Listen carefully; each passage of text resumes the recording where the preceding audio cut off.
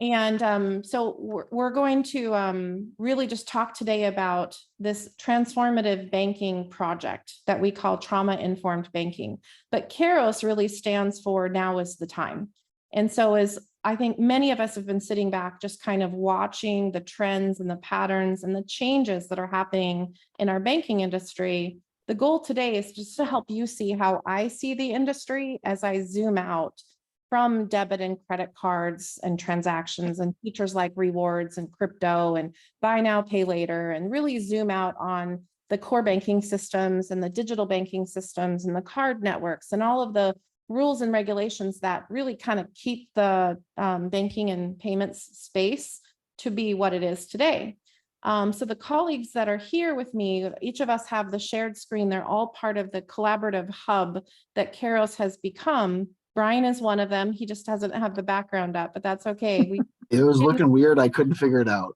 So I used the blurry one. Call you out though, because you're a key member of our team. I am. I'm sorry.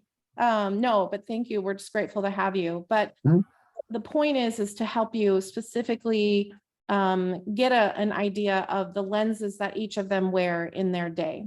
Help you walk 90 minutes in their shoes and gain some perspective, because that's where I've been the past 2 years.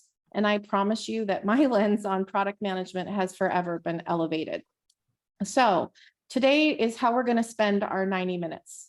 We're going to remember what the art of banking was intended to be. We're going to talk about changes in technology that, you know, many of us are sitting at literally at the nexus of blockchain and digital currencies. And many of you are sitting in the center of resources that each and every one of us use in our daily lives, like money. But access to money, while it comes easily for some, there's a relationship with money that people have that's very different. And that's the lens that we want to talk about today. Each of you that join us have a story with money about rules and boundaries that guide you on how you earn money, how you manage it, and how you use it. But I think we're going to focus on understanding what happens when access to those resources might be too rigid or restricted or biased or simply just not available. So do me a favor in the chat, can you just, when you take your business hat off for a second and share with us a few feelings, thoughts, or emotions that come to mind when you hear, and this is a popular phrase, application denied in banking, and just share that in the chat with us. And I look forward, we're going to be looking forward to some of your reactions and emotions and the words that you choose. And thank you for sharing. Yeah, so we're seeing disappointment and worthless. And someday we're going to make a word cloud for this, because I think it represents what we're going to be talking about today. Any more coming in?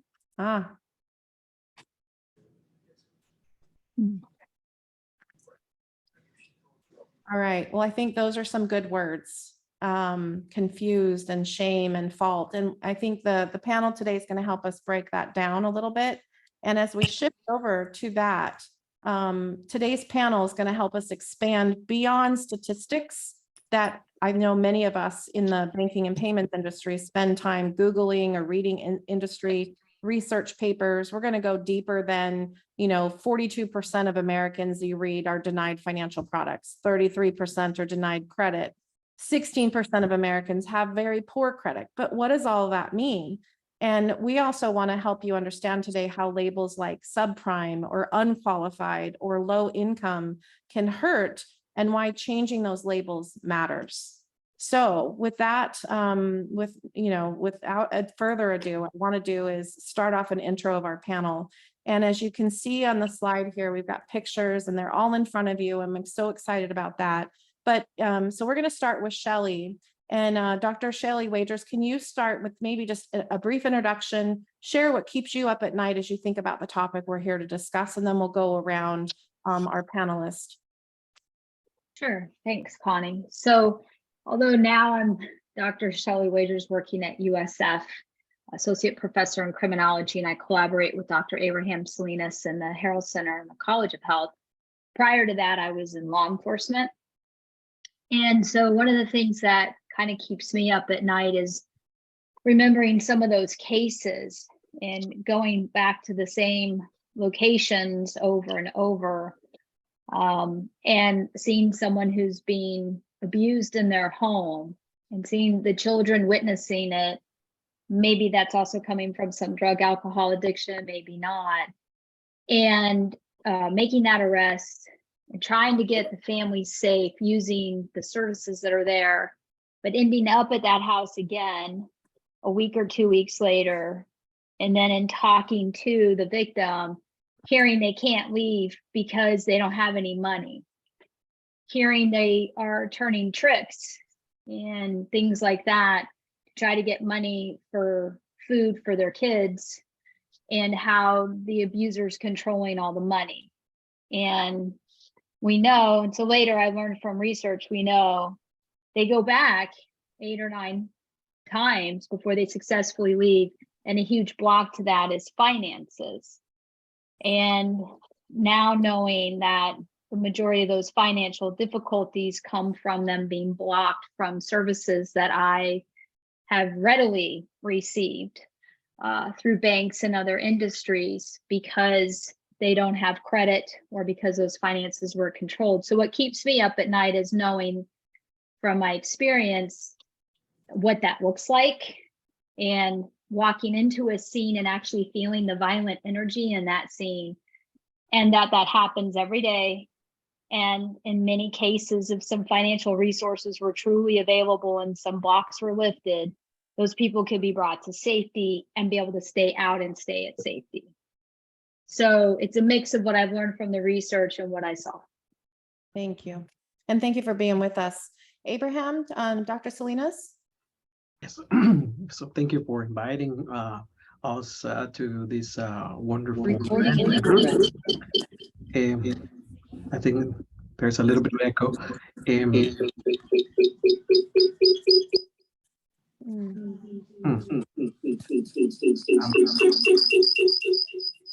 Do you hear the echo too? Are you guys hearing the echo, or is that just on Dr. Salinas' side? Yeah, no, it's gone. But not anymore. Okay, Right. please continue. Go ahead. Oh, yes. Thank you. I'm an assistant professor in the research faculty at the College of Public Health, and I am the director for the Huddle Center for the Study of Family Violence. What we do at the center is we study forms of family violence, including child maltreatment, intimate partner violence, elder abuse, and how those affects different populations over the lifespan. My background I'm a pediatrician who went into public health to try to prevent many of the issues that are systemic in our society, specifically violence. What keeps me up at night is, despite all the efforts in the last 30 and 40 years that victim advocate groups have made to serve survivors, there's still a major form of abuse that is invisible and is affecting populations, and we're complicit of that. That is financial abuse. It's not even recognized sometimes in some courts, depending on the state you are in, and it's a type of abuse that goes beyond even after the victims separate from the perpetrators, because the long-lasting effects of poverty, financial dependency, and others. Yeah, so I'm glad we're doing this. Thank you. And Ruby? Yes, Ruby Guillen, Los Angeles. I'm a child abuse investigator with an emphasis on fatal child abuse and fatal family violence. I've been assigned over 6,000 children, provide services for all 88 counties. I respond with law enforcement, hospitals, ATF, cartels, you name it. I've seen the most incredible cases of abuse. In this work, I develop applications, look at the UX UI perspective, how to provide technologies for the people who are in crisis. So in this space that Connie brought me in, what keeps me up at night is understanding the most egregious cases of abuse and how does that translate into financial trauma, and understanding that there's a disconnect with victims of severe fatal violence and seeking financial services and reprieve and not understanding how to do it. not having the means to do it. That what keeps me up at night.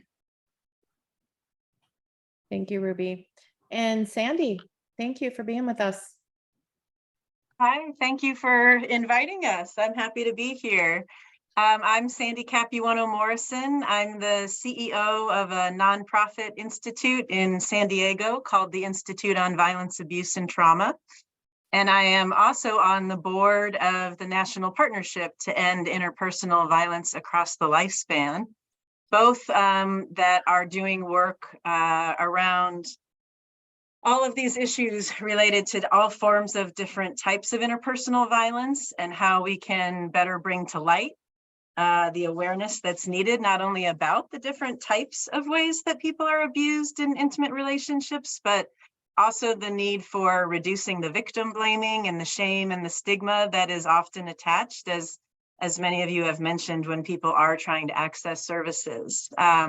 So IVAT does direct services and training and research and publications, really trying to help connect the dots and break down the silos between different organizations and disciplines that we could have a larger impact on preventing this much violence if we were working more collaboratively together.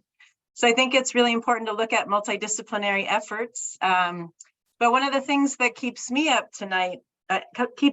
at night is how quickly technology is providing more opportunities for exploitation and abuse of people of all ages. So while there are tremendous pros that are attached to the explosion of technology and in many ways making things easier for people with their finances, I think it's really important to have these types of discussions that are also really highlighting how many more ways that's creating opportunities for people to be exploited and harmed.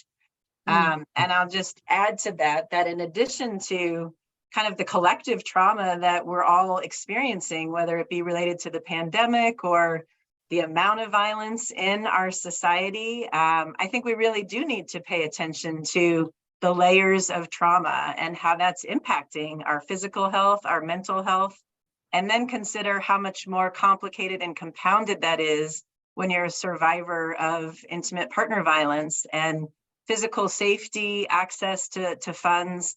All of those things are daily stressors and daily barriers. So I'm looking forward to the great work we can do together to really make our systems more responsive and more sensitive to what survivors are literally doing to survive and to support their families day to day. Thank you. Thank you, Sandy. And Susan. Thank you so much. Thank you for all of you for being here today. It's great to meet new people that want to talk about this issue and do some good work on it. I'm Susan O'Million. I'm an attorney. I'm also an author. I have worked for probably the last 40 years with victims of domestic violence, sexual assault, and child abuse. I have been a sexual assault victim advocate in the courtroom. I have represented women as their attorney in divorce cases that involve domestic violence and child abuse. And I've also worked with perpetrators. For about 15 years, I ran groups with men who were arrested for domestic violence violations and in a 26-week program in several states. I worked some on sexual harassment over the years, particularly in the legal books that I've written as one of my authorships. What I do today is I work with victims and survivors of domestic violence, sexual assault, abuse, helping them move on to take the next step from victim to survivor to thriver, that they really can begin to move forward in their lives, hopefully moving through the violence and to break the chain of violence in their lives. And one of the issues that always comes up in that stage of their life is the impact of financial abuse, of just having what's happened to them impact them financially. What keeps me up at night is that many women stay. Many women can't get out. They can't get through the crisis of a sexual assault because of not having money or access to money. So that means they lose their kids. Because they can't fight the court battles. That means they can't go back into the divorce arena and fight for a better financial settlement because of those fees. It also means that they might stay in a relationship longer, and particularly one that's physically abusive, because they don't have money. Recent studies have said that women have reported that, and I think someone said this, Abraham, that 99% of women, 94 to 99% of people who were in these domestic violence situations have been financially abused. And the study said that women stay as long as they stayed more than 2 years, and they wanted to when they wanted to leave. And 2 years in a relationship that's abusive is a death sentence. 10 minutes is a death sentence. So that really shocked me. I didn't realize the really severe impact. And finally, what keeps me up at night is that somebody out there will get that phone call in the middle of the night that I got 20 years ago when my niece Maggie was killed by her ex-boyfriend on a college campus. And to have another survivor of homicide family dealing with every single day, particularly around the holidays, with the loss of a loved one to senseless violence is really what I would like to, what I work to prevent today, and what I think is part of the energy and the ultimate goal of this panel and the work we're going to do together. Thanks. Thanks, Susan. And Brian, last but not least. Hi, everybody. My name is Brian. I own a fintech startup. The basic gist of that fintech startup is that I funnel subprime auto loans to community banks and credit unions that have the wherewithal to lend to that space, but don't have the expertise or anything in the realm of specialty underwriting capabilities from a technology perspective to execute. So there's a lot of reasons why I'm here. I guess first of which, my wife and I adopted 2 children in 2020. So we are technically foster parents and have gone through that process. So seeing the exposure to children in this context and the landscape of all of those sorts of things is kind of definitely something that tugs at my heart for sure. More personally, my mom, who is also adopted, was raped during her college years and had a child out of wedlock, abandoned by her family, all those sorts of things. And that happened in the 80s, whenever none of these organizations really had the infrastructure that you guys have today. So you got to imagine her being the strength of character and the strength of person to fight through that. So that really instilled in me from an early age to kind of take a look at these sorts of issues.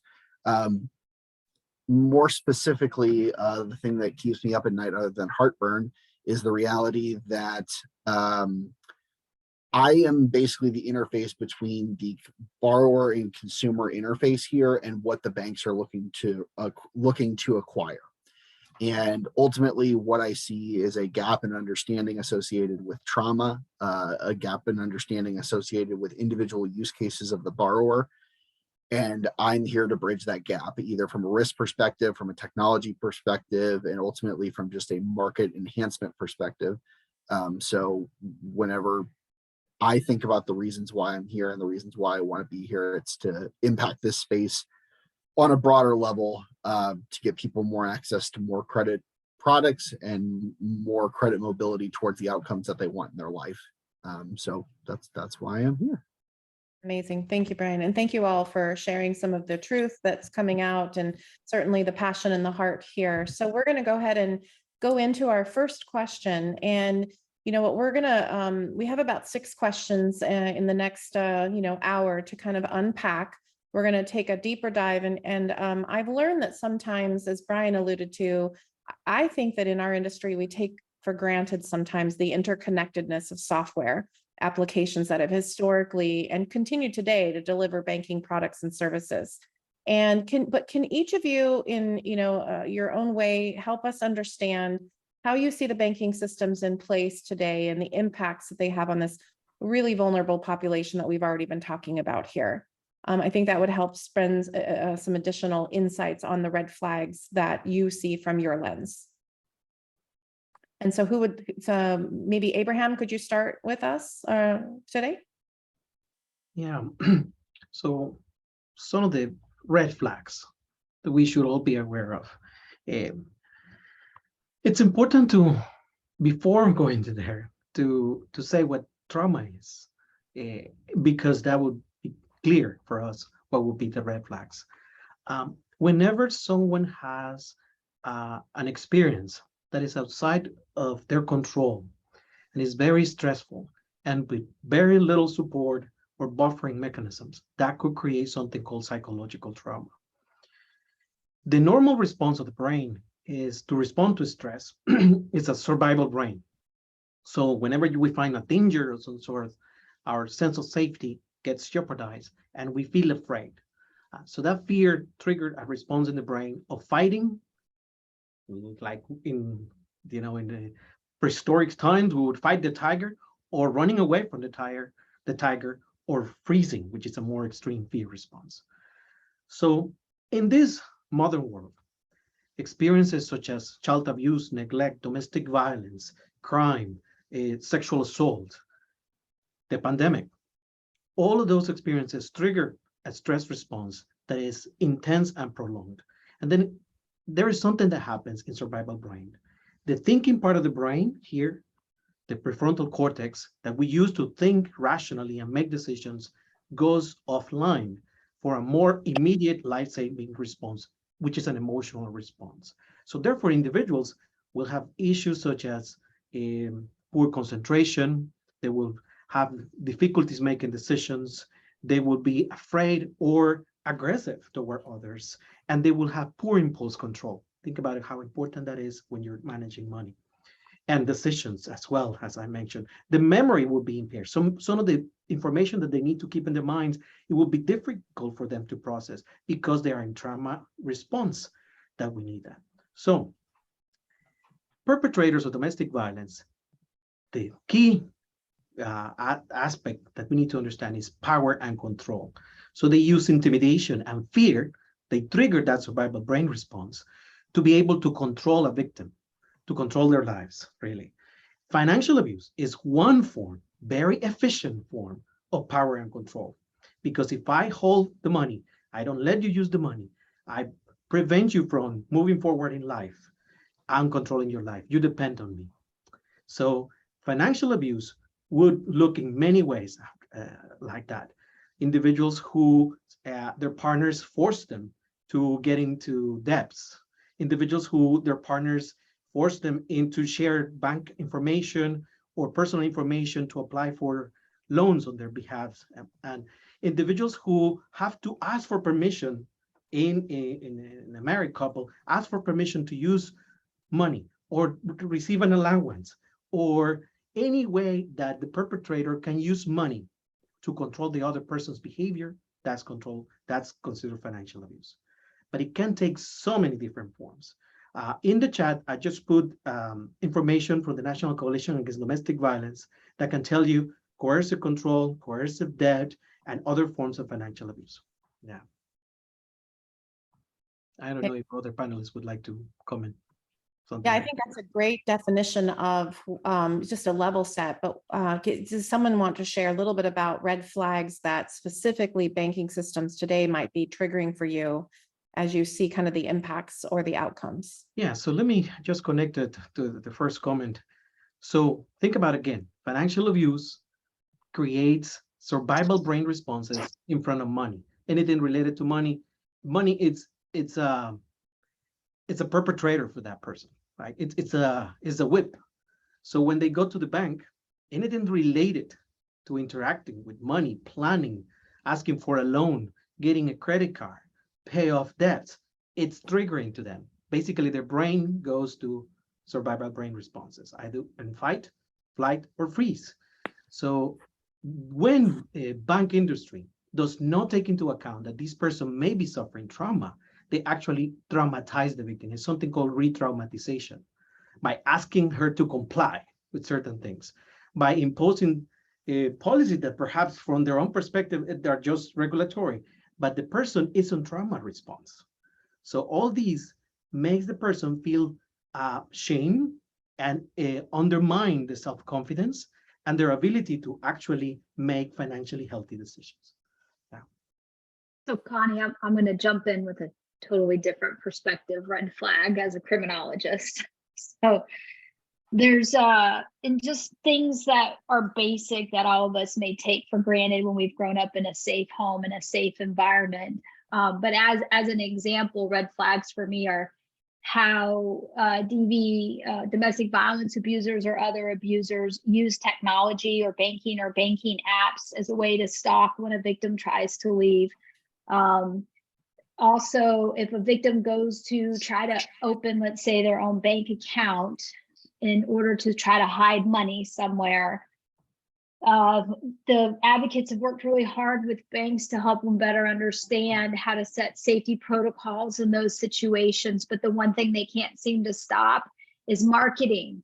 And so then what will happen is a marketing flyer lands at the house, the victim's still at the house, and it's this strange bank. And now the perpetrator's really good at reading the victim feeling scared, and they've picked up on, they've created a separate account, and you're going to have a violent incident in that. They're going to get beat, for a lack of better words to say, but also that account's now known. So any money that the victim's been saving is no longer safe, that was going to help the victim leave. The other issue is technology to go online and find resources. If a victim isn't working with advocates or understand how to wipe the cookies, the offender then picks up. So all this move to digital online banking and no longer having branch locations by grocery stores or in places where a victim might frequent that is safe, where the abuser may not be around, they can go find their track marks on an internet, or they'll go on their phone, or they'll track their phone. So it's kind of like, one way I look at it as a criminologist is we spend all of our days in our regular job thinking about how to do our job better, right? How to be productive. If I'm how to write a better app, if I'm creating technology, right? How to make that interface better. Domestic violence offenders, which is where my main area of study is, they spend that same amount of time in those areas Abraham's talking about, in power and control, and figuring out how to watch, stalk, and maintain power and control. So they will take, to the point Sandy made earlier, any and all of this technology, and they will contort it and use it for those types of purposes. So if we don't build tech with that in mind to put safeguards, the very things we try to create to help victims be safer or get out or have access, can become weaponized as a way to hurt them. So those are some of the red flags that I see. We have a great product, or you send marketing to a house, or you don't, when they go into a branch, it's not picked up on that victim is not really opening an account of their own free will. An example in human trafficking victimization is trauma bonding. And so when they are trauma bonded to the trafficker, they will walk in and appear to be opening an account under their information on their own free will, but they're really not. And so now their traffickers getting a line of credit that they become saddled with the debt when they finally leave. So those are some of the red flags that I see. Some prevent future financial burdens, and also determining whether or not they should receive finances just off a credit score, without any understanding that often that credit score is low or bad because of behaviors of the offender and the financial abuse. And so then that sets up a trap.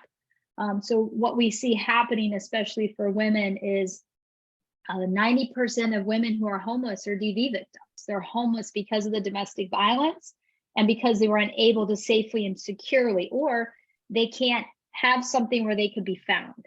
And so they end up on the street for that reason too. So those are some of my red flags, go to that law enforcement and how we keep them safe.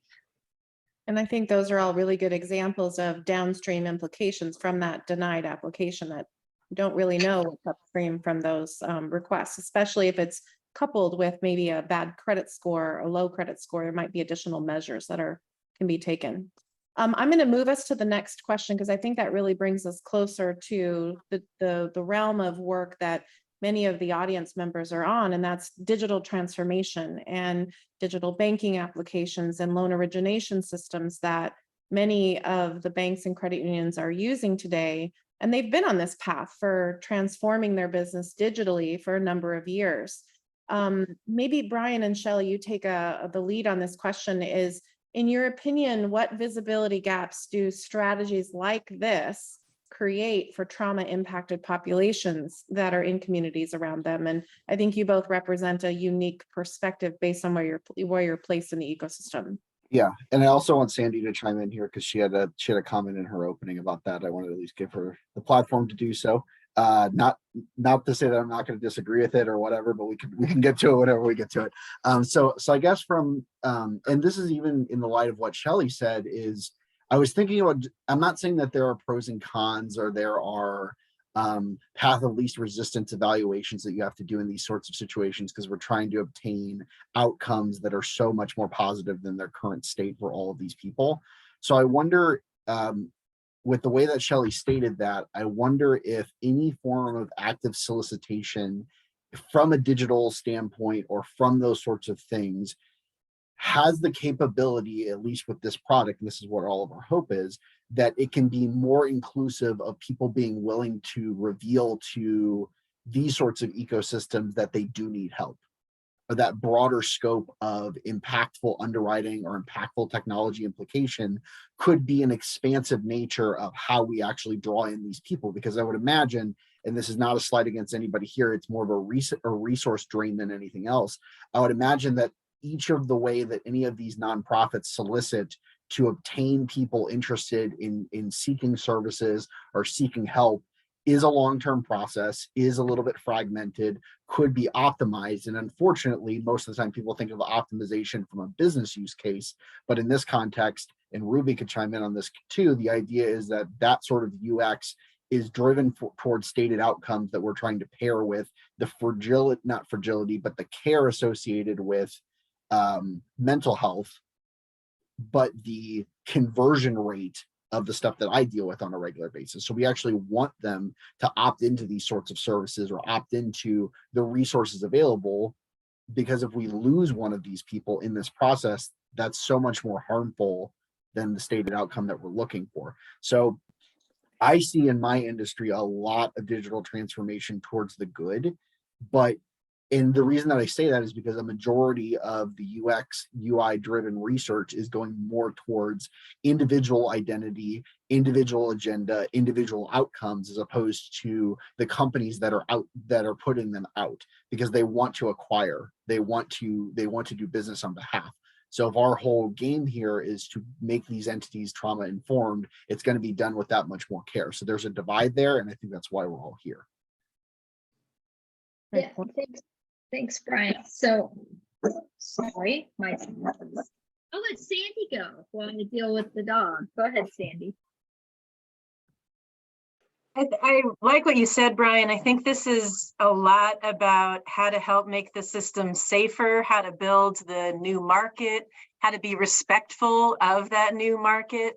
And I think part of that is the awareness of, regardless of our position in whichever organization, in whichever role we have with customers, survivors, however you interface, I think more awareness around how difficult it is to ask for help and to understand the stigma that's attached to that is a huge piece of what we can improve, so that people feel that there is an earned trust there to develop that, that trust with, this is how this financial institution interacted with me, and the very personal nature and very, how invasive it is to explain why you have such poor financial history or, or lack of understanding because of lack of access. So I think there's a lot that digitally we can do to make that easier for people once that trust and empowerment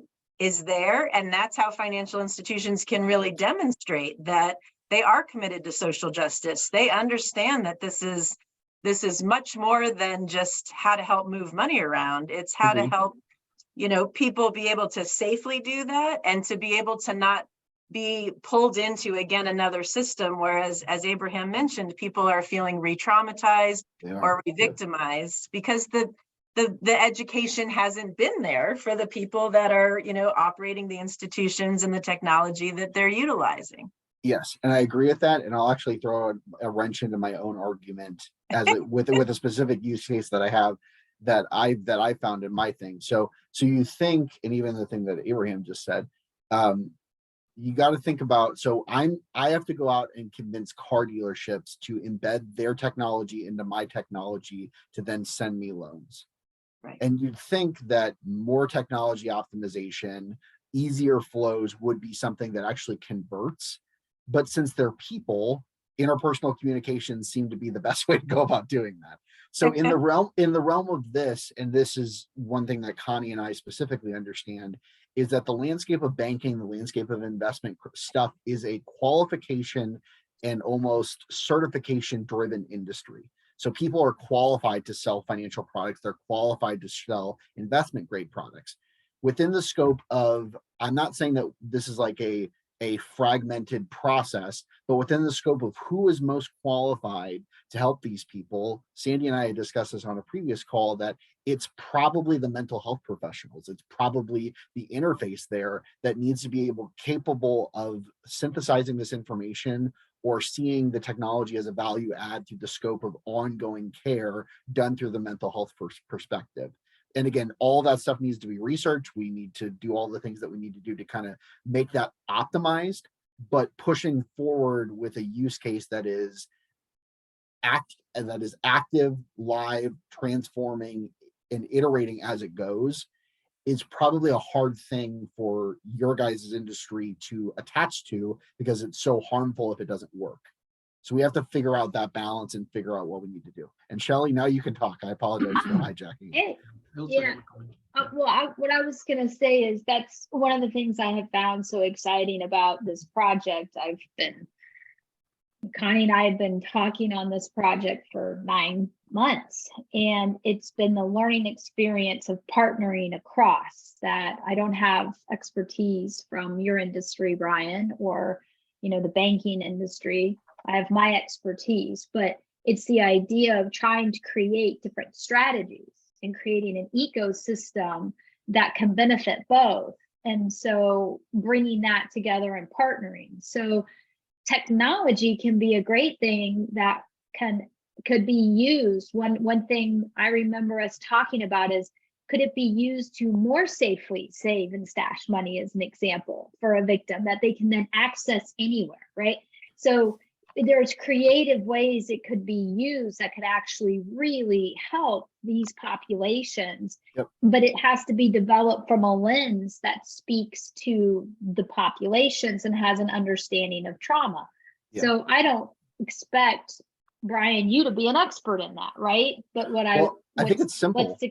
But what's exciting is you going, hey, Shelley, hey, Sandy, hey, Abraham, Susan, from what you know and the people you work with, how do I need to tweak my product so that, we will mitigate the likelihood of harm as much as possible, Yep. and create as much helpfulness with this piece of technology as possible for this specific group? Because I think a piece we miss sometimes with the layers of trauma and the different communities they're in is many of them are also impoverished.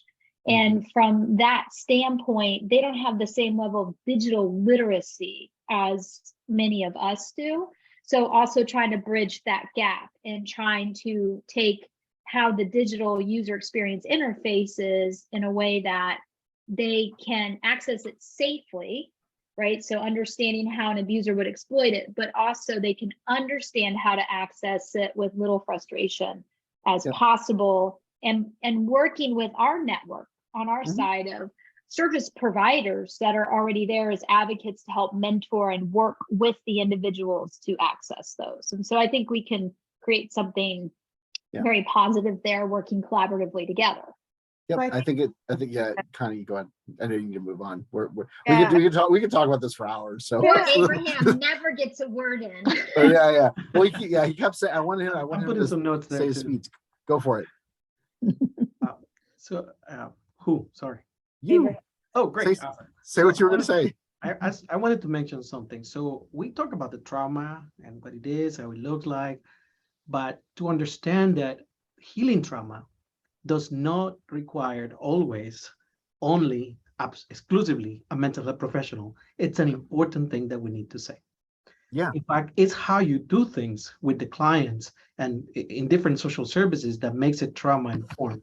So that's an important thing because it gives the power of healing to the people and to those who interact with them. Because, of course, a mental health professional is ideal. We need to have therapy when we need it.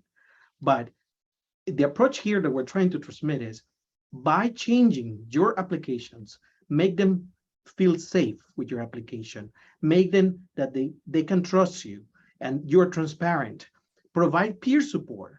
It will reduce the trauma response. It will immediately trigger a relaxation response, which is inhibitory to the trauma response. And the collaboration and support that exists from your institution to them via digital means could also be healing to them and could actually reduce that traumatic response that they experiences. And let's not forget the cultural and historical gender issues. Racism, sexism, ableism, all those things are also traumatic. So your applications need to also show that they're welcoming diversity, equity, and inclusion. Yeah, of course. And again, so the best part about that is, one, Ruby can speak to this, mainly the reality that a majority of UX driven application within the financial sector is very goal oriented. It's very kind of like homework assignment, completion of homework assignments, celebrate sort of transition and flow charting to determine like small incremental gains are that much more important to a larger sphere of optimization. So I use the one example pretty frequently that the UX that was done for individual COVID testing sites was made into an app very efficiently and very quickly. The stated outcome of that was a little bit more transferring into this realm as opposed to just financial services or any level of financial services because it was free. But more so, the stated outcome there is something that you can derive technology infrastructure around. So I think that that's something that we can do aggressively in this format and probably put out a pretty compelling thing that would pass the smell test of the I guess any sort of person that is derived of peers or mental health professionals or anybody that's helping. That's all going to drive towards that outcome. So Ruby, what do you think? Right. I agree with you. As race object optimization, we need to take account when you do UX, you need to look at both lenses. The lens from the banking institution. You know, you think about how the banking institution where it came from, its historical perspective.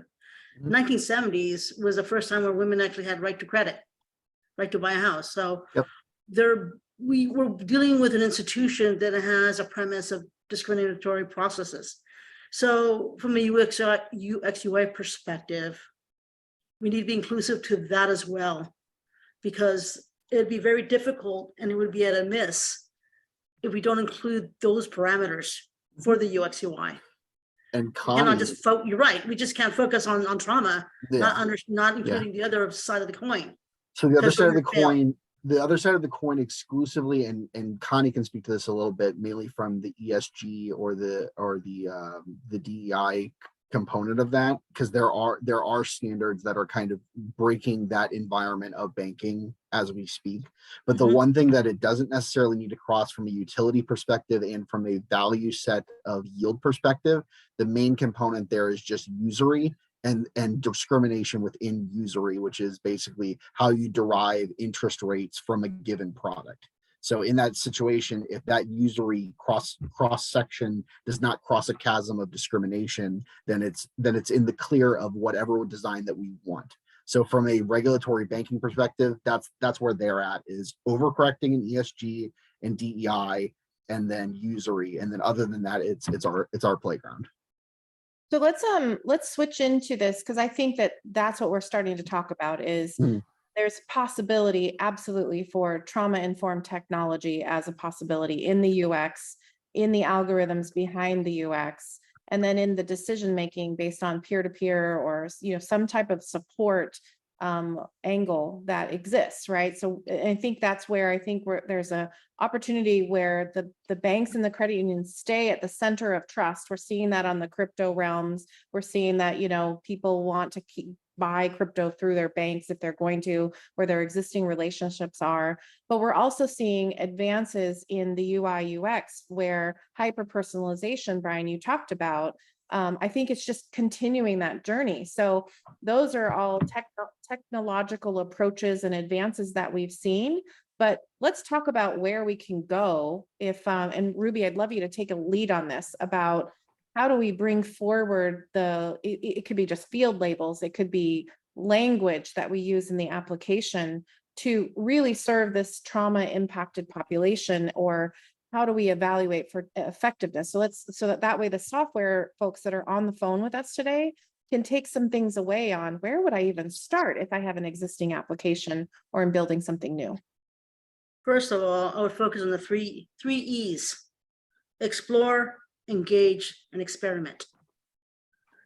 That will allow us to see what currently exists, the capacity of building, and how do we modify it to benefit all of us.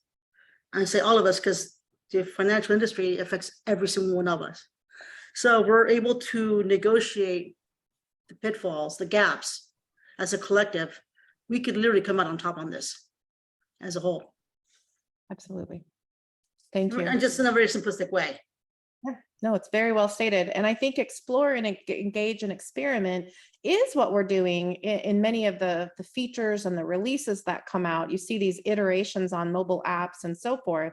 I think we just need to take it from a more expansive lens on the impact on the people and the reactions to the technology and what we're conveying through those applications. Real quick, but based on what you just said, though, you know, I'm very involved in the tech industry, and I see a lot of reiterations from mobile technologies. And even in the process of reiteration, they don't include people of color or people with lived experience. So even though they go through the reiteration process, they don't maximize the potential of what they're building. So I think that all of us in this meeting today are willing to engage, willing to explore, and willing to experiment with our shared response, shared knowledge. We can actually create an impact. I think you're right.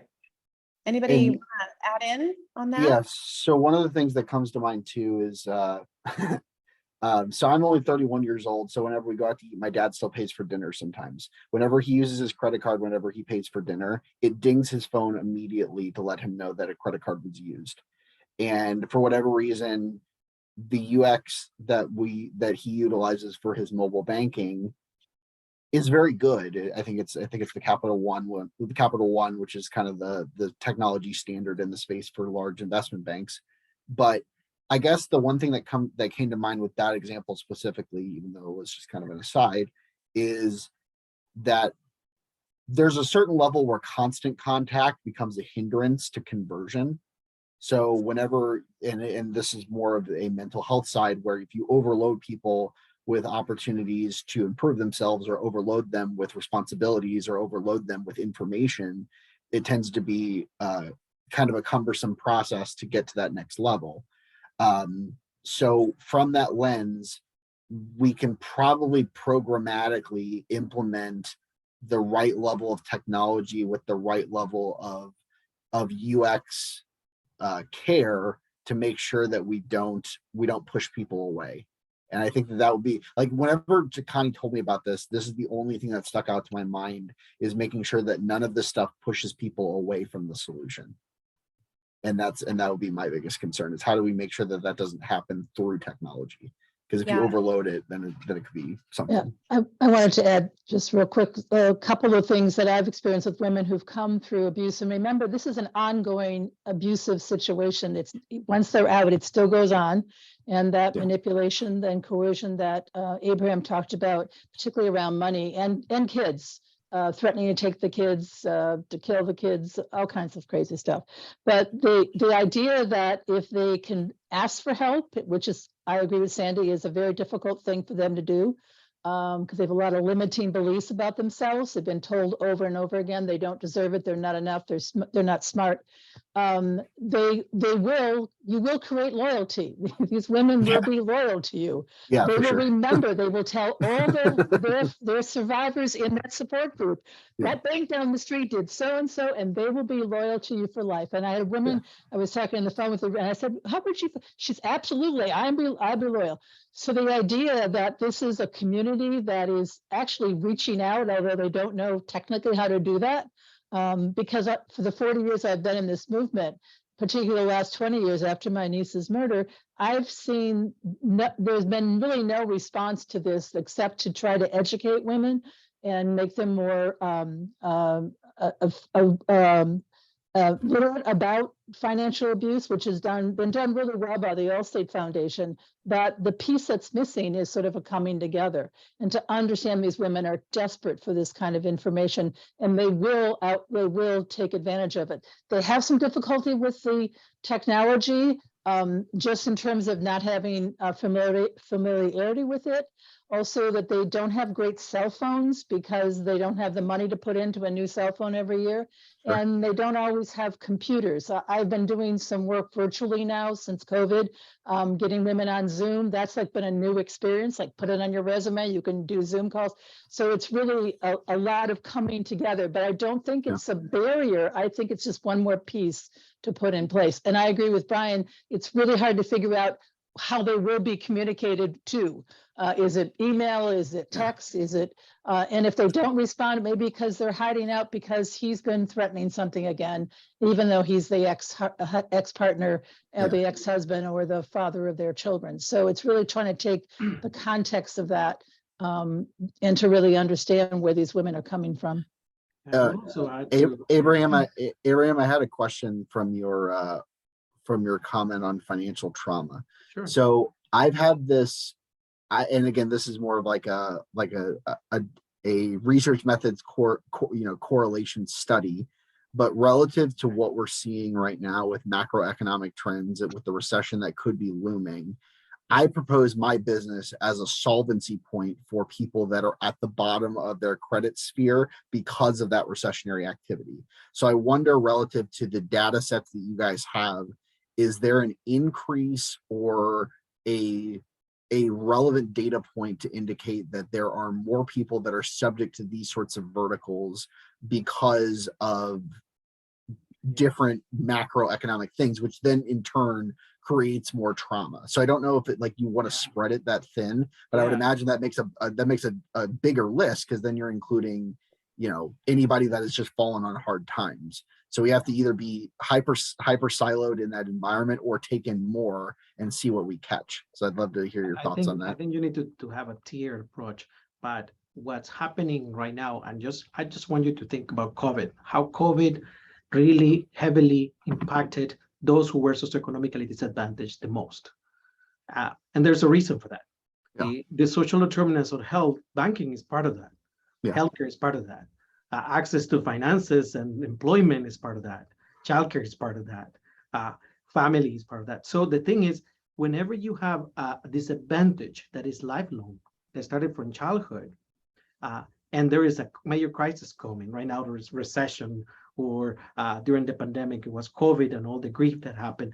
All that is going to take a bigger toll on those persons that are most vulnerable.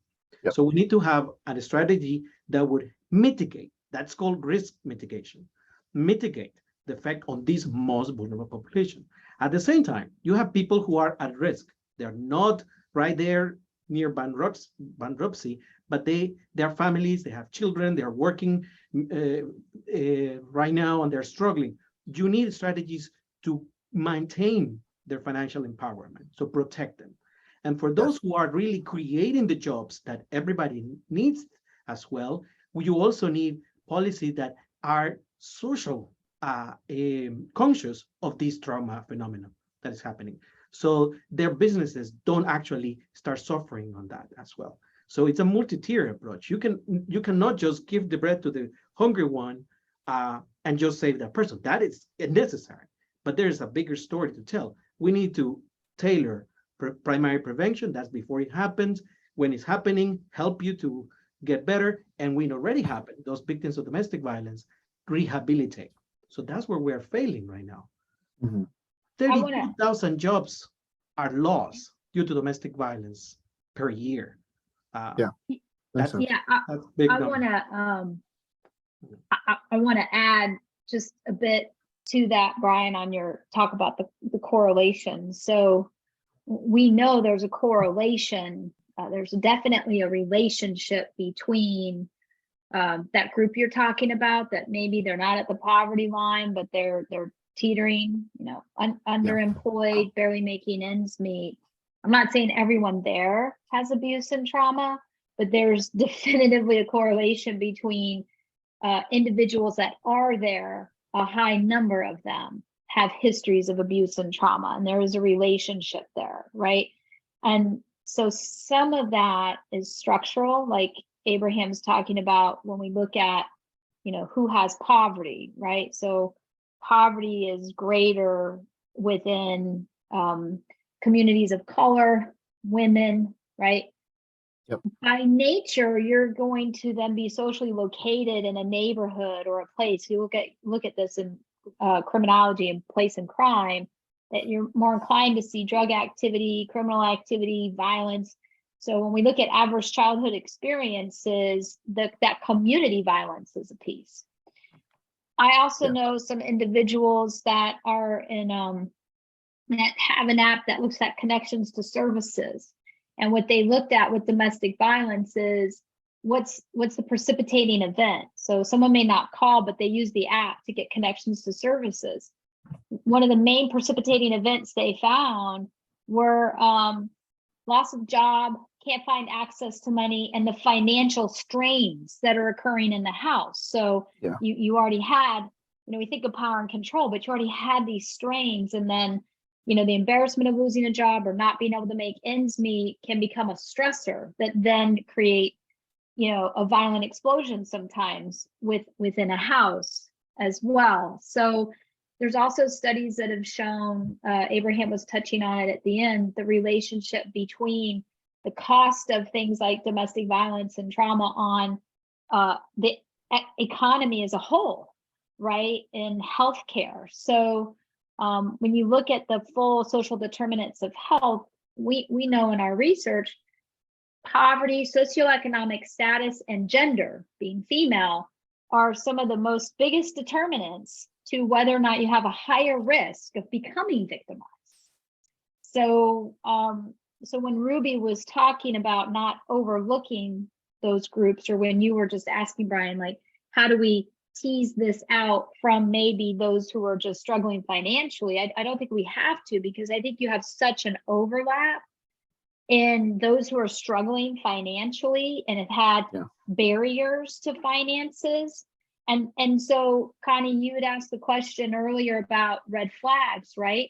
Well, these are huge red flags. There's systems set up currently that take those marginalized populations and groups, and it keeps them there because they can't access traditional banking like we can at lower rates. So they take their paycheck to payday advance, and they get gouged large portions of the money out of that paycheck now, right?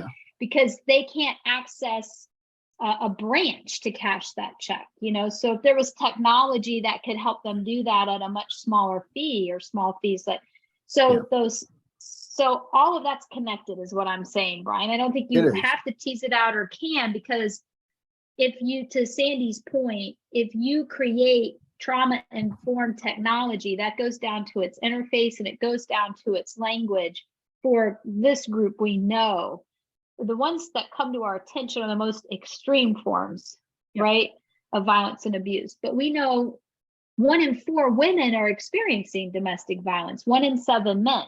So all of these people, some of these people are already within the traditional systems. But if you created something from a trauma-informed perspective, you would be capitalizing on all of those individuals too that aren't even part of the kind of group we're talking about, which are the most extreme. So I don't think you have to separate that correlation. No, I don't think so either. I'm going to Carmen. skip us ahead just a little bit because I think we spent a lot of great depth on the soft characteristics. I think you've spoken about, how to identify some of the behaviors, maybe where some of the angles come in of where they're at that important tipping point where they could go down because of things that are happening in their household. Shelley, I think those are all really great examples. What I'd like to do though is, really talk about insights and perspectives of like, how do we start driving conversation towards meaningful outcomes? And the technology that we are saying is possible to become trauma informed with some intense effort or some research and the 3 E's that Ruby mentioned.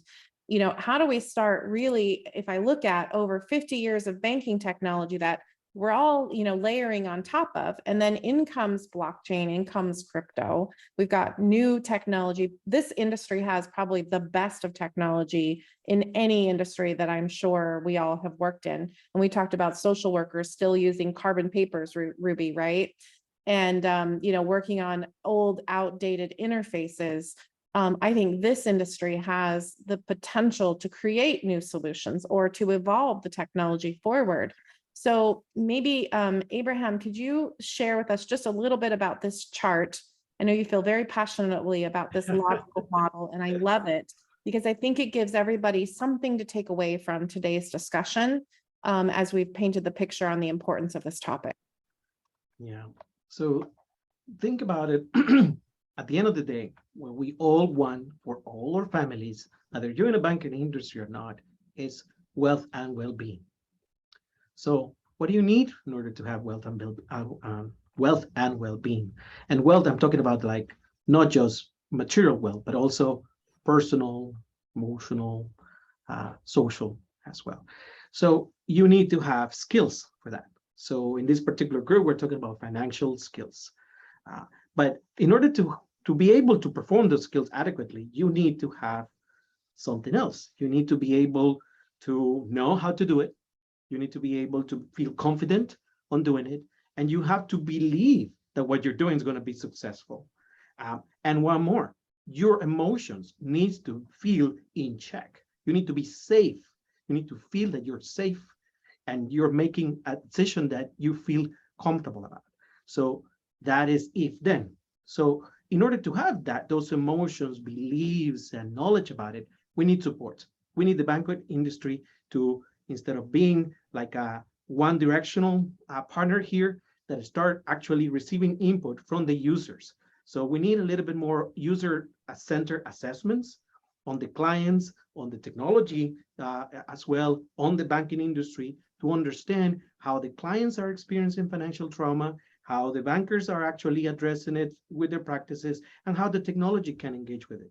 So that is something that we don't have. And there is a gap right now.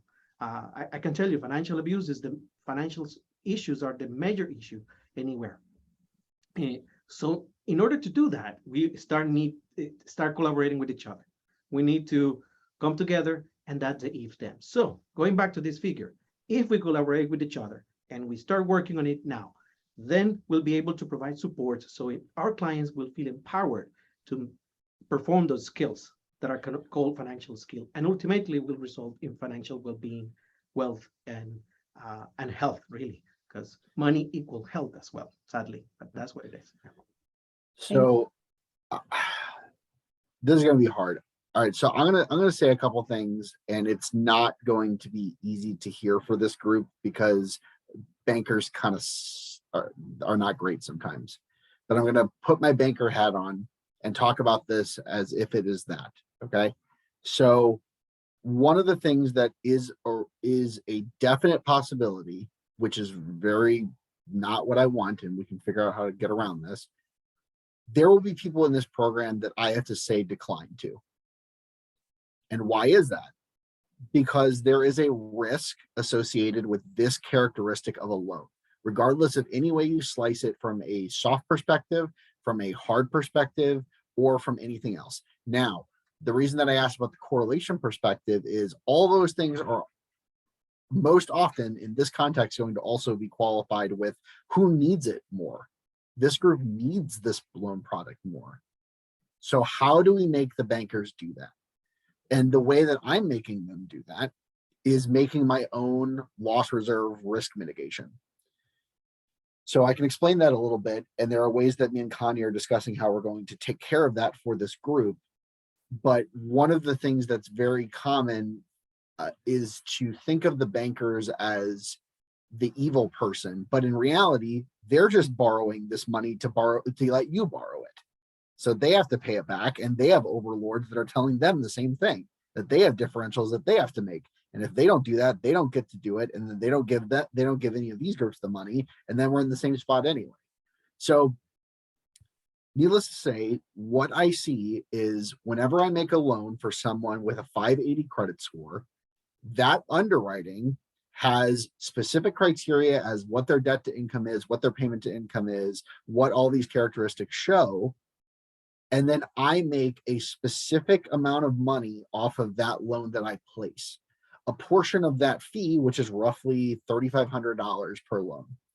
Whenever I do that $3,500, I put $700 into a pot of money, which is backed by an insurance policy that will recapture the risk and recapture what exposure the bank has if this loan goes belly up, which is why they're letting me lend in this credit tier.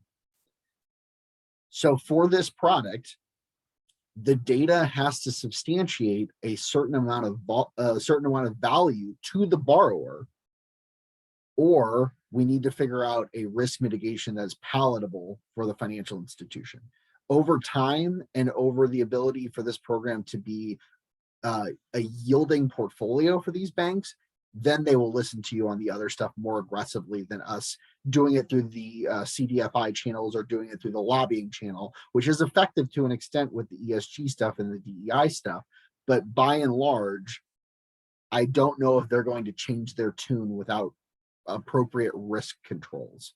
And we can provide that. But I at least wanted to say that it's a very tall ask to have them reevaluate underwriting, because again, they tried to do that in mortgages and it got so bad that they had to nationalize that to establish some level of control over whether or not people are exposed. So We're talking about a conversation, Brian. You're advocating a conversation or a middle ground. Absolutely. The lenders can come to the table with some risk assurances, no different than the borrower makes sure that they understand in their already point of crisis or need to have access to resources to change the situation is how do we use technology to be able to enable that in a seamless way, in a safe way for both parties on either side of the spectrum. And I think that there's a lot of technology that, we've all discussed that's being deployed today. It's just figuring out with that conversation or that dance group. and building up the trust. And it's not an impossible task. It's just a taller task to ask them to do something different than what makes them money. And Abraham, I think you had some thoughts. Yeah. So one thought that I would tell you that we already have tools for that to help survivors of trauma to address trauma. But what is lacking is that tool in the financial arena. It's called safety planning. The first thing you start with is financial safety planning. It's if that loan, it's not the right match because the person's not going to pay it, it's not a good practice to give that loan. Neither for the borrower or for the lender. But financial safety planning, that it's a tool, it's an assessment that exists. Other people have developed different versions, but it's not, to my knowledge, technology right now. But it allows the individuals to assess a plan to safely address step-by-step financial decisions. Maybe going for that big loan is not the right decision. Maybe she got to start a little bit back, 2 steps back. So I just wanted to put that out. That's one tool. Yeah. And one of the things that I've seen, and I literally have a personal example of this. I had a borrower. They're in South Chicago. They work in a school. She wanted to borrow $35,000 to get a mid-size sedan, a mid-size SUV. Instead of just giving it to her and taking my fee, there has to be some process behind me explaining to her that she should get a $15,000 loan, and it should be done that way. And again, the time it took, and again, I own this company, so I'm a startup, but I'm like a C-suite executive at this company. But I'm on my cell phone at 7:30 at night talking to this lady about the risks associated with a $35,000 loan at this rate, based on her income, based on what she has, based on these sorts of factors. And that level of communication was a godsend to her in that situation. So I would imagine that just like being that layer and saying decline, but, or decline and then safety protocol or safety process that you had mentioned, that stuff can all be coded into steps to accomplish the Yeah, goal because of getting there. the safety is very important there, even at that level, because Yeah. you don't know if the perpetrator is still accessing her accounts, or if she's already continuing being the victim of financial abuse. So that's going to jeopardize her ability to pay that. So how often does that scenario happen where and again, like a lot, like a high percentage of with the statistic, 98% of the domestic violence survivors have suffered access. financial abuse. They have access to financial services and prevent them from getting The out thing from is, under. one of the tactics that perpetrators use is to withhold any information about finances. So they control their social security, their bank accounts, their credit cards. And when the person leaves to a shelter, the perpetrator probably have access copies to all of that. Sure. So how do they, yeah, go down to ahead. about the last 15 minutes of our session. So I want to Sure. make leave some Sorry about that, get carried away. information, but I want to just shift us if we can. I hate to interrupt. There's a lot of great thoughts there. I think what we're talking about though here is a really powerful collaboration hub. I think that each of the people that are in the audience today have an opportunity to maybe come forward and say, you know, how do we get involved? So I want to make sure we talk about how to do that today. We have this, you know, hub of individuals. We have a path to trauma-informed banking. We've talked a little bit about the process, and what Kairos is trying to do is to help elevate the organizations here to move us into a research phase. And Shelley, I know you've got some views on how we can do that. What we want to start with is where Sandy is in the training. And we think that there's been a lot of education and training on human trafficking, from a compliance, from a money laundering, and how to detect that financial coercion. There's been some focus on elder abuse as well, and then things like P2P fraud and keeping an eye out for those types of things. But I think it can go deeper. And I think that really starting to understand what trauma-informed means in the financial sector and how to identify it. So the IVAT and PEIV groups have come to the table and have said, we are willing to do some training. There's a getting prepared step that we'd like to talk to everybody on the phone. We're going to be socializing. But we also, Susan or Shelley, I'd like you to talk a little bit about the next phases that we want to plan. And it's really about taking in some collaborative partners that are willing to help do some of the research and development that they would otherwise not be able to really touch in their existing organizations in the way that we go about our tech builds, and talk a little bit about what that plan looks like. Do you mind?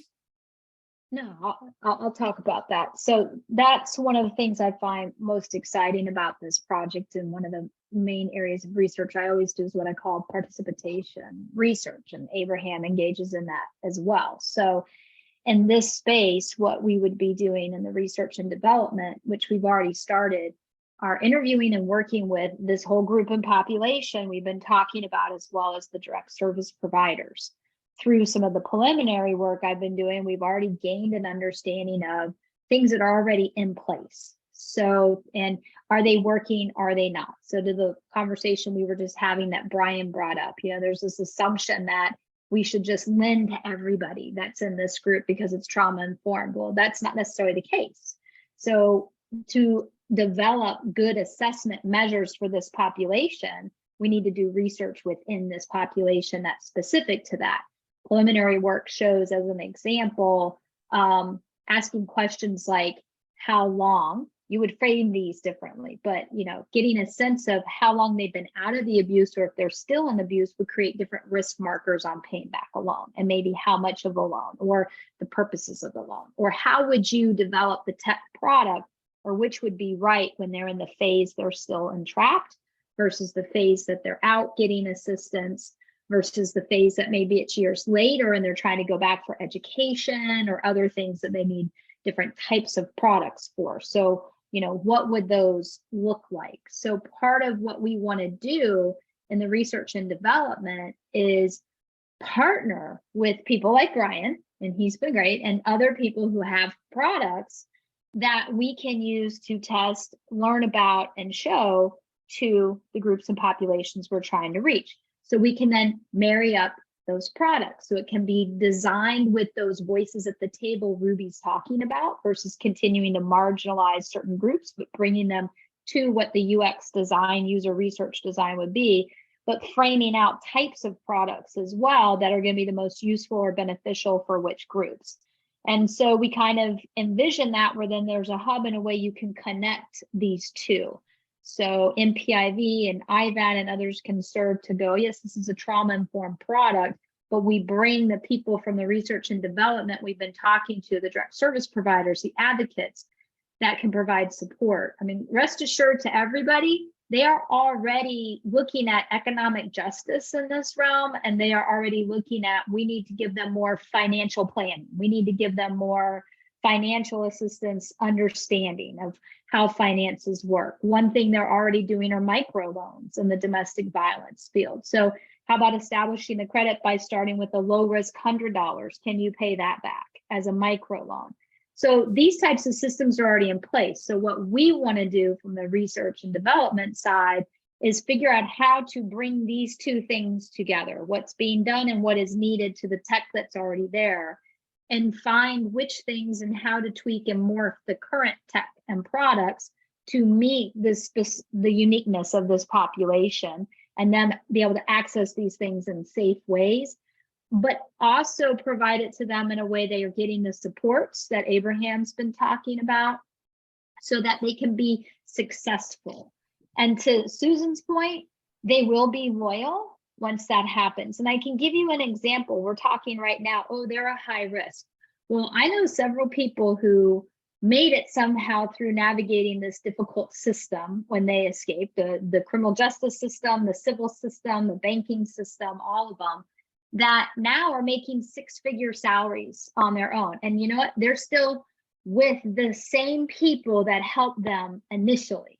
So they went from maybe a high-risk kind of person to a low risk, but someone who is now investing in more products and making the bank even more money because they're garnishing more salary and they're investing in stocks, other things like that. So it's how do we meet that demand? But I also want the group to understand, we all know, we know on the panel that it's not a perfect world. We can't mitigate all the risks.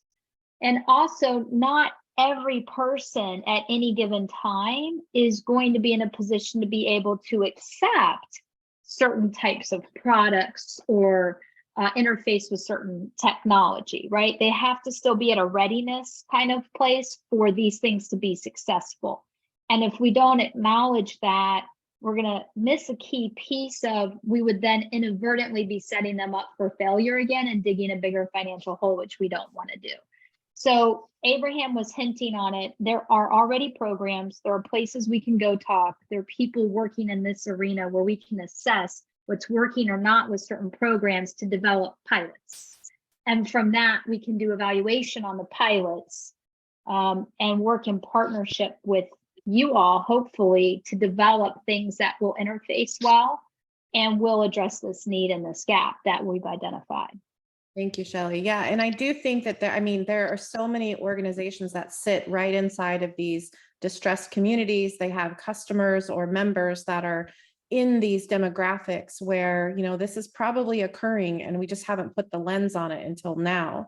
So I do think that that is an opportunity. So part of what we've been talking about is how can we help you with sample personas, you know, case studies of individual stories that have been anonymized, help you with data profiles through Audience Acuity, which is one of Karos's partners, to help you look at demographic profiles for this specific population that's been impacted.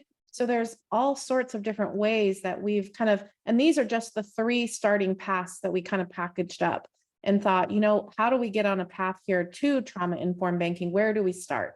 And so a big part of it is with the research and getting access to these types of questions haven't been asked before. Even Shelley shares with us that, you know, some of the research in this capacity hasn't been done with these types of qualitative and quantitative questions. So there is some development that needs to happen, but I think each of the organizations that, you know, we've specifically invited from our network is in a place of collaboration with either a system that you can mature or iterate on, or you're right in the building of at the cusp of something new anyway, and taking this in as part of that lens. And so that's a big reason why each of you were invited to the meeting today. But I do want to spend the last 10 minutes asking questions from the audience and open that up if anybody wants to unmute and have some dialogue with the people on the panel, because I think there's a lot of depth knowledge here that we'd love you to engage with us on. Does anybody have any questions? Okay, any closing comments while we're waiting for people to think about questions? There's been a lot shared. I hope this has been an informative session for those of you and we'll be re-engaging as we kind of wrap up here and get into the next step. But we are looking to raise some funds for research to kind of power this, to think about ways that we can collaborate and partner to do some of the work and augment some of the systems that are out there in small iterative ways to move it forward towards a more trauma-informed lens.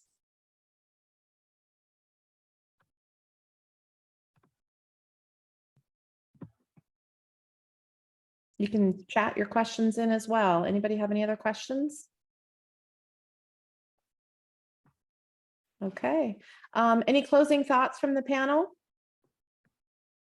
I just want to thank people for coming on behalf of all the survivors I've ever worked with, and I will in the future. This is a conversation that I know they've been waiting for, and they didn't even imagine it. So I think we need to keep going forward and see if we can reduce the number of people that either don't have to succumb to that coercive control to begin with, or certainly can work their way out. And I can think of many, many women and many stories and children I've met over the years that would fit exactly that space. If we could have avoided that situation, move them through more quickly, got them to move from survivor to thriver, which is what I try to do, motivate them to keep moving on, to believe they can have a better life for themselves and their children. I work with women over a number of years. I've now seen their children grown and seen how well they've done because these women have been able to step forward. So it's not unimaginable, but it's something we've never taken on, even in the domestic violence and sexual assault movement. So I think there's a pairing of this, not only from the banking industry, but also from our own industry of helpers and people who believe that we can eliminate domestic violence, if not that, the impact of it in our lifetime. So thank you so much. Thank you, Susan. And I do want to call out a couple of comments in the chat. So Cynthia Schroeder, who's with Visions Federal Credit Union, had to drop. She's interested in helping as we move forward. So I think we'll reach out to her to get a little bit more perspective on maybe where Visions is in this demographic, what kind of challenges plague their members and member base. But then I also know that Tiana is on from the Certified Financial Social Worker space and I just recently met her as well through some mutual relationships. But Tiana has offered some time with us around the financial health and wellness community. So I think there might be some collaboration definitely there to help with some of the tools. Abraham, some of the points that you raised around that financial safety planning, sounds like it goes pretty well together there. So Tiana, do you want to say anything else around your comments? No, that's definitely it. First of all, this was amazing conversation. I love being in the room with all of you all right now. I've been inspired by the conversation. Love the notes that you put in. I've been taking a lot of notes, but definitely seems really aligned with just a lot with what you all are saying, with just really helping to build that trust for these people who have just been through a lot, and we're trying to move them forward. And so it's really just going beyond just like giving them the knowledge, right? To like help them really understand what that trauma means, how that sits with them, and why they are making the decisions they're making. The community that I offered you all in there is just a community of all professionals that we just are getting together and sharing and building our network, and all trying to get to the same goal that it seems like all of you all are, just to really help these clients move to the next level and to build whatever their own personal goals are, but like also by helping that create that real lasting change. So definitely feel free to connect with me. Again, this was great. I love to see all that you all are doing. Amazing. Thank you, Tiana, for that. And I think we'll be collaborating soon. I just want to give you a couple of visuals here about the partners that are coming to the table, which is really exciting from an early adopter and collaboration. So some of the communities, I think we've been having some great conversations. We'll continue to have those. And the goal would be really to put out quarterly updates on the progress based on the fundraising that happens to help fuel or the investment or partnerships that form from this point forward. We'll certainly be looking to create those. And then it just gives you a sense of, if we've got this many at the table already, imagine if we went here. And what this tech platform visual is really just a mind map that I've been keeping. It's very busy, but every time I see a new fintech or a startup pop up, I put them into a category here. And this is a web, this is a hub. But I think it just goes to show the opportunity that we have to bring trauma-informed characteristics and data attributes and new experiences forward. So I think there's a lot of opportunity here, and the collaboration and discussion just needs to keep happening. So other questions from the audience before we wrap up? We've got about 3 minutes left. The comment that survivors of domestic violence are one of the most resilient and strongest individuals I've ever met. So it takes courage to leave a violent relationship and to endure years of that. They just need a chance, someone who can help them with a map of where is that new destination that they need to follow. And I think we play a key role in the next steps for many of them. But these are people who, if you give them the right tool, they are passionate. They become advocates themselves. I can tell you so many stories. All of us here, we're actually in that group. Thank you, Abraham. All right. Well, everyone have a great rest of your Giving Tuesday. We'll be sending out a copy of the recording and the slides as well after this event. And then please feel free to reach out to engage with anybody on this team. And through those QR codes that we have, you can reach their donation sites and or get back in contact with us. So again, thank you all for joining us and spending 90 minutes of your very busy Tuesday with us. Thank you, everyone. Thank you. Thank you.